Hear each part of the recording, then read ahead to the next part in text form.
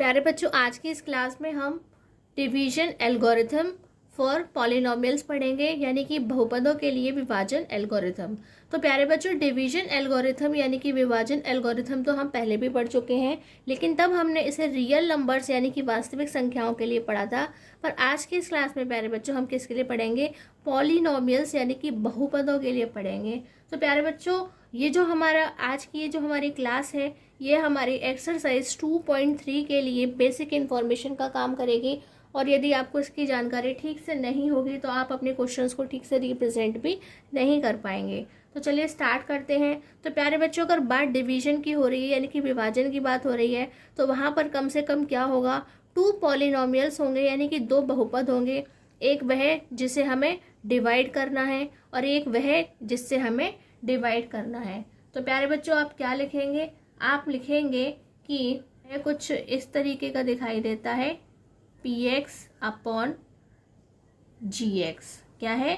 px upon gx। आप तो प्यारे बच्चों, क्योंकि अब हमारे पास में जो बहुपद होते हैं वह x, y, z, t, r, s किसी के भी टर्म में होते हैं, तो कॉमनली हम x के टर्म में उसे लिख रहे हैं। तो px अपॉन gx, जहाँ पर क्या होना चाहिए प्यारे बच्चों? जो gx की वैल्यू है वह 0 नहीं होनी चाहिए, क्योंकि 0 होगी तो कोई फ़ायदा नहीं है, हम उसको क्वेश्चन को आगे नहीं बढ़ा सकते हैं, क्योंकि 0 से डिवाइड करने पे क्या आता है? इन्फिनिटी यानी कि अनंत आता है, यानी कि नॉट डिफाइन, हम उसे डिफाइन ही नहीं कर सकते प्यारे बच्चों।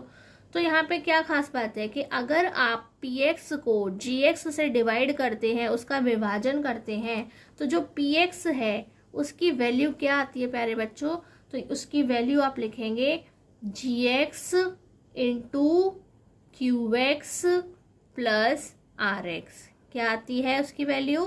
px is equal to gx into qx plus rx आती है। तो प्यारे बच्चों, जैसे कि आपने रियल नंबर्स में पढ़ा था एल्गोरिथम को, जैसे आपने डिवीजन लेमा पढ़ा था, तो आपने क्या पढ़ा था वहाँ पर? a upon b। क्या था? हमने a को b से डिवाइड किया था, जहाँ पे हमने बताया था b की वैल्यू 0 नहीं होनी चाहिए, और वहाँ पे जो रिलेशन आया था वह था a is equal to B Q plus R. ठीक है प्यारे बच्चों, तो यहाँ पे a और b की जगह हमने क्या लिखा है? p और q, और जो लिखने का तरीका है वो थोड़ा अलग है। तो ये फॉर्मूला किस तरीके से निकल के आया है आप देख सकते हैं। आपको एक फॉर्मूला हमने बताया था प्यारे बच्चों, क्या बताया था?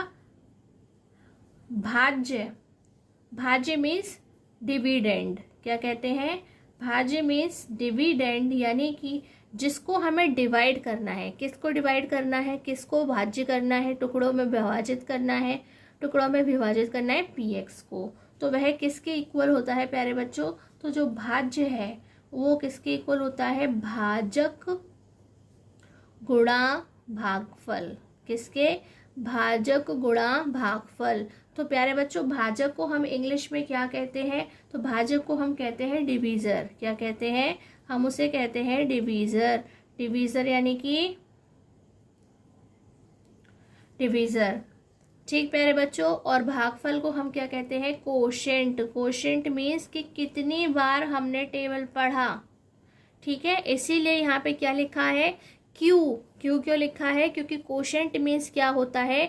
भागफल होता है। और प्यारे बच्चों, हमारे पास क्या होता है कि कुछ ना कुछ बचने की भी उम्मीद रहती है, तो हम इसे क्या लिखते हैं?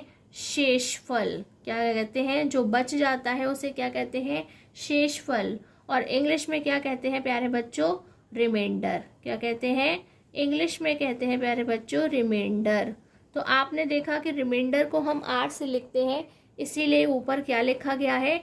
rx लिखा जाता है। तो आप यहाँ पे एक बार फिर से लिख सकते हैं px इज इक्वल टू, क्योंकि हम px को डिवाइड कर रहे हैं इसलिए लिख रहे हैं px is equal to divisor यानी कि भाजक की जगह क्या लिख रहे हैं हम?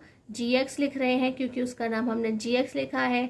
और यहाँ पर कोशेंट को हम क्या लिखेंगे, या जो भागफल है उसे क्या लिखेंगे? qx। उसके नाम के हिसाब से उसका सिंबल लिया गया है।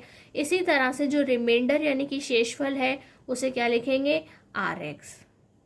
तो इस तरह से आपको अपने सभी क्वेश्चंस को उनके नाम, रिप्रेजेंटेशन आपको इस तरीके से याद करनी है, याद रखनी है, और पूरी की पूरी एक्सरसाइज यानी कि पूरी की पूरी 2.3 जो एक्सरसाइज है वह इसी डिवीजन एल्गोरिथम यानी कि विभाजन एल्गोरिथम पर आधारित है। प्यारे बच्चों, आज की क्लास में बस इतना ही। नमस्कार, धन्यवाद।